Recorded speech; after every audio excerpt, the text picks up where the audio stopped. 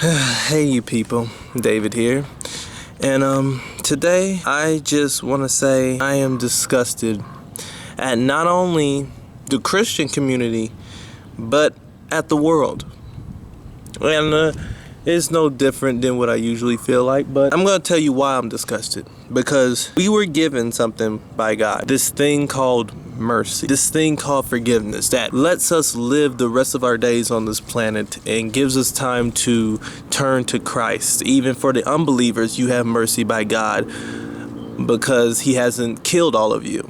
And he wants you to turn to Christ as well. There's a problem in this world where people feel like they get to say who and who doesn't deserve mercy or forgiveness. And quite frankly, none of us deserve mercy or forgiveness, but everyone needs mercy and forgiveness. And another question that I have for the world: are children more valuable than adults? For those who answered yes, you've been deceived. Every human life, from every stage of life, is valuable. It doesn't matter if you're a child, teen, infant, adult, anything. Your life is valuable. All your life carries the same value. But there's a lot of people in this world that thinks the value of a child is more important or is more valuable than the value of an adult life.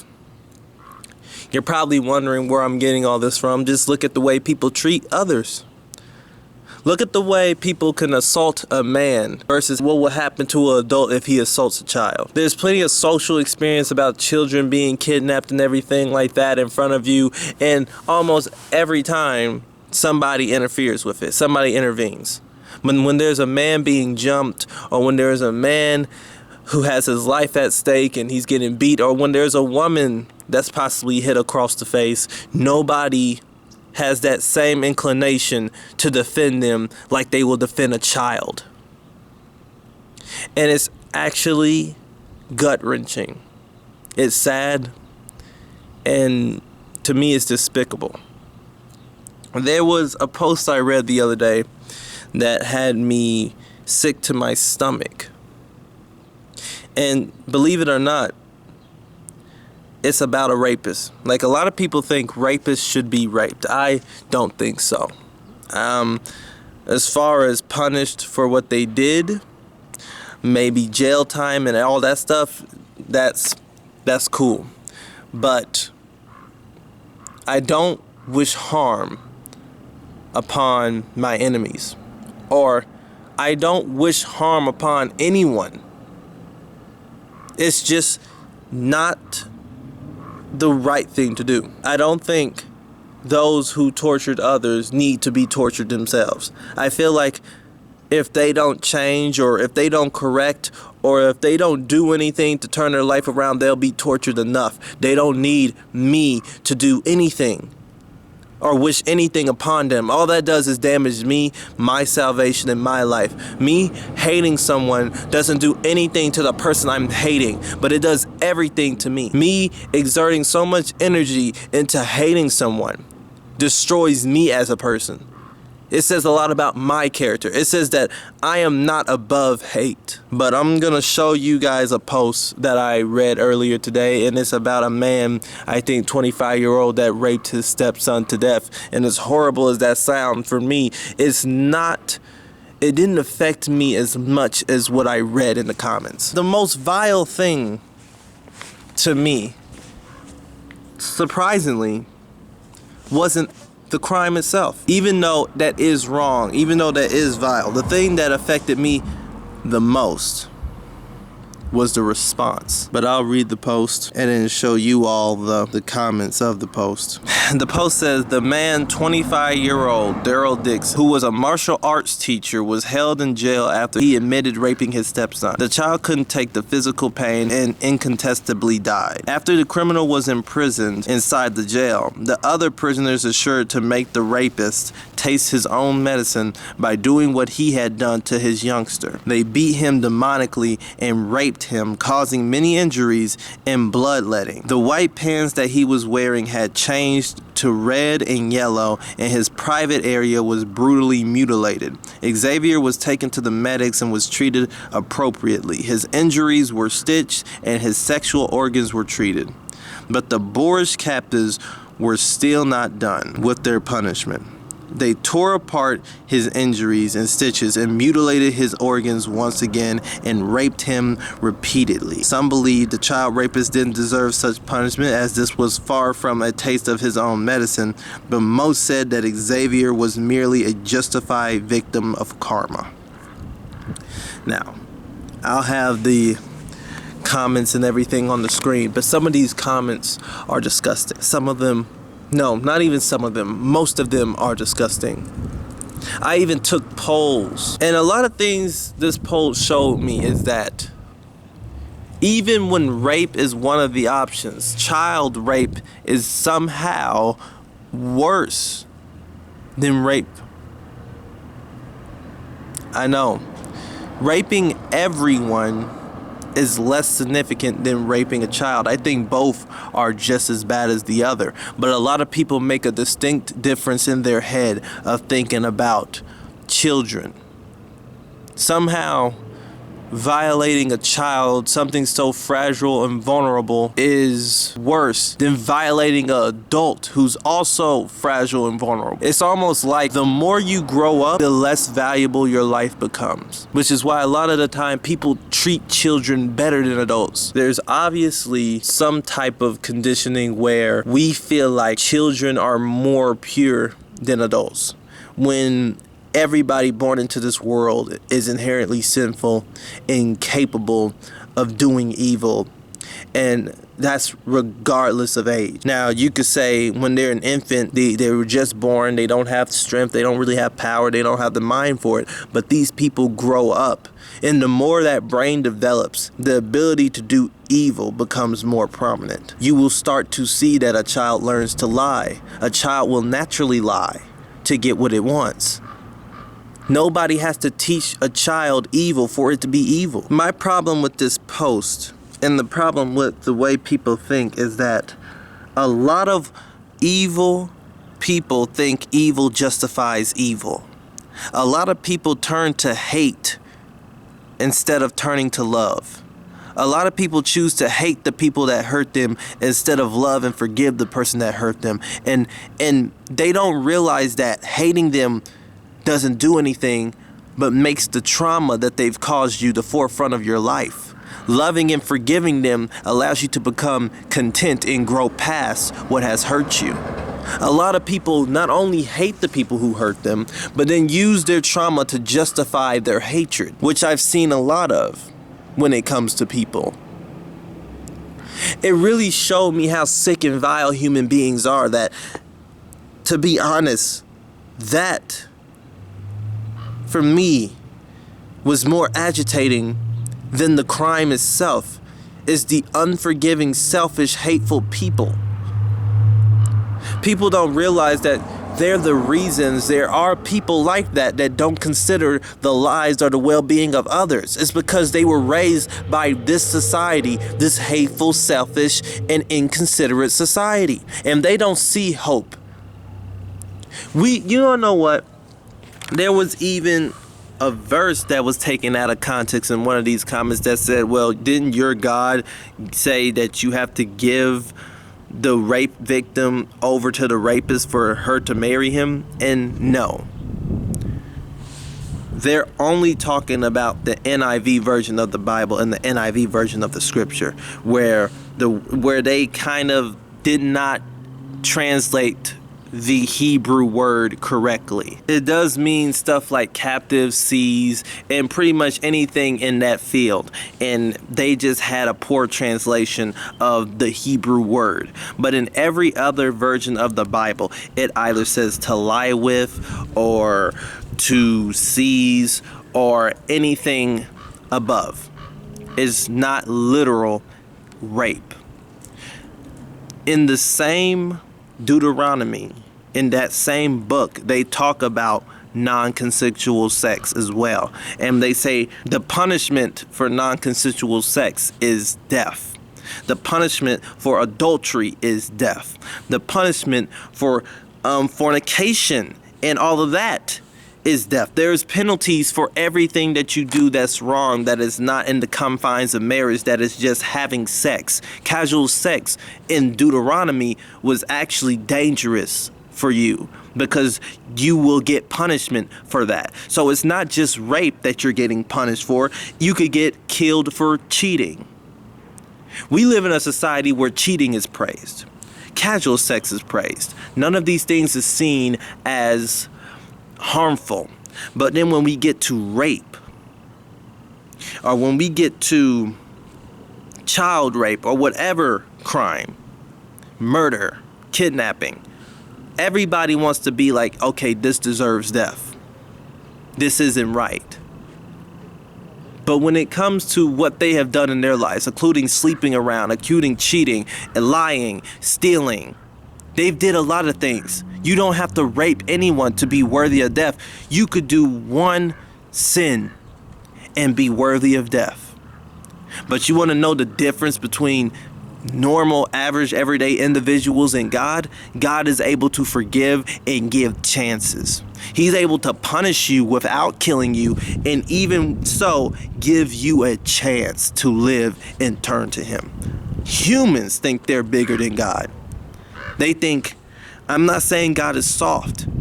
God is just. Humans let emotions cloud their judgment. Humans always let emotions cloud their judgment. And it's sickening. Even Jesus said it's not eye for an eye, tooth for a tooth. People even turned that around. God wasn't talking about seeking vengeance when He said eye for an eye and tooth for a tooth. He was talking about being fair. But in our deluded minds, we turn that into, oh, when a person punches you, you should stab him. Or when a person beats on you, you should beat on them back. That is not what God wanted. God believes in equality. He believes in people being held accountable, held responsible. That does not mean that He wants you to repeat and lower yourself to the offender's level. That means He wants you to exact justice, both responsibly, maturely, lovingly, and righteously. But because us humans don't know how to punish in that fashion, we choose to exact violence as a response to violence. We shouldn't even have, I don't think, capital punishment, because if you lock a person up forever, you've already took away their life. But it's weird because I've actually read comments where people think that's not enough. Oh, there's somebody that says, oh, if we're going to lock them up forever anyway, why not just kill them? So you mean to tell me not only do you lock this person in a cage and you say it's a waste of money for the jail to feed him, but then you murder him and that's humane? You don't think taking him away from his family and taking him away from society is enough. You just have to take his life too. And not only that, you want him to rot in hell. How can you even call yourself a respectful or loving person when there's people that you wish would go to hell? I know there's a lot of people in this world that always say this person needs hell. I hope this person goes to hell. I hope he burns. I hope he rots. I hope he dies. How can you, out of all people, think that you're worthy of any type of love when that's what you wish upon your worst enemies? This is what I mean by no human deserves love. We just need it. We need these things from God so we can grow and fulfill purposes and live life being content. We need love. We need mercy. We need forgiveness, but we do not deserve it. And it's proven every day that we don't. I was saying all this stuff and people saying, oh, you're condoning rape, you're condoning pedophilia, you're condoning murder, you're condoning kidnapping, you're condoning stealing. No, I'm telling you, you're not bigger than the people who do it, and I don't put it past you. You're not too good to forgive those who do those things. And I'll never change my mind otherwise. I said, children are no better than I am. Period.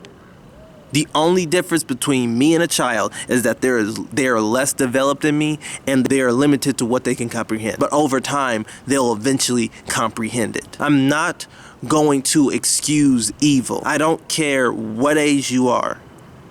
I don't care what gender you are, what nationality you are. Evil is evil. There's people who shoot up schools, and all those people are kids.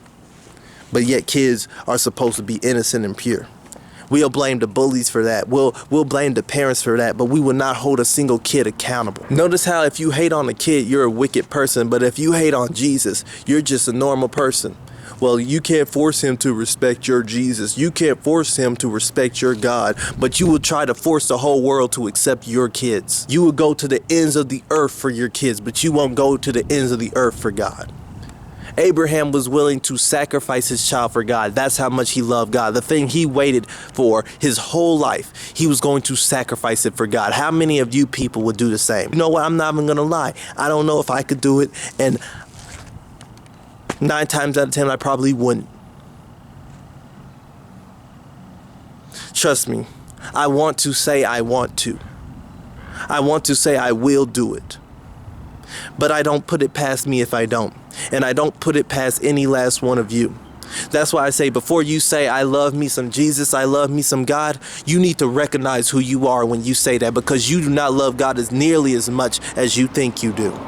And you should be working your whole life to get to the point that you love God that much, that you won't put nothing in front of him, not even your own feelings. All these people want to worship these kids, and all these people want to protect kids, and all these people want to seek vengeance out for those who do wrong in this world. Those were the 2 things that upset me. Number 1, because I know growing up as a kid, I didn't feel good. My parents won't pay me respect sometimes. To grow up and have something that just came into this world be treated better than you is sad. To grow up, my brother, if he one day had a kid, you wanna know what's weird? He would spend more time with his son than he did with the person that came before his son. The person that grew up with him, the person that knows him, he would spend more time with the thing he created more than the person that grew up with him. He would care more about that than me, period. You know, the problem with families today is a lot of women put kids in front of their spouse. The kids come first, then the husband. The kids are more important than the husband. The same thing with some husband putting kids in front of their wife. Oh, I don't love you. I'm coming here for my kids. I don't want to respect you, but I want to respect my kids. I don't want to be with you. I don't want to help you raise the kids, but I just want to see my kids. Vice versa. Bunch of baby moms and baby dads sleeping all around the world, but they won't do right by other people. They won't do right by each other, but they'll do right by their kids. And I think that's unfair. I think that's evil. I don't think kids are evil, but I think for some people that have kids, them things become more of a curse than a blessing. And I believe that this world is full with evil and unforgiveness and evil, wicked people. And a lot of them sometimes claim that they're Christians. Christians that are wishing death upon people. Christians that it comes out of their mouth that they want somebody to burn in hell. Christians, the people that are supposed to want better for you. The people that are supposed to be following Christ and be an example of Christ. Christ came to this world and he knew people were doing what they're doing today. And he did not tell not one of us to go out there and seek them and kill them. He didn't tell us to make TV shows like To Catch a Predator. He didn't tell us to be vigilantes for him. He said that he will avenge those. He will avenge those who are hurt. He will be the avenger for us. But yet we don't trust God enough. We don't think God will punish them hard enough. We think we're more powerful. So before anybody goes talking about Jesus, you need to look at yourself in the mirror first and ask yourself, do you believe in Jesus? Do you believe that there is a God that's going to do what he says do? Anyway, my camera's low on battery. I'm gonna wrap the video up right here. I hope you guys enjoyed it. I just need to get that off my chest. I love you all. God bless you all. Bye.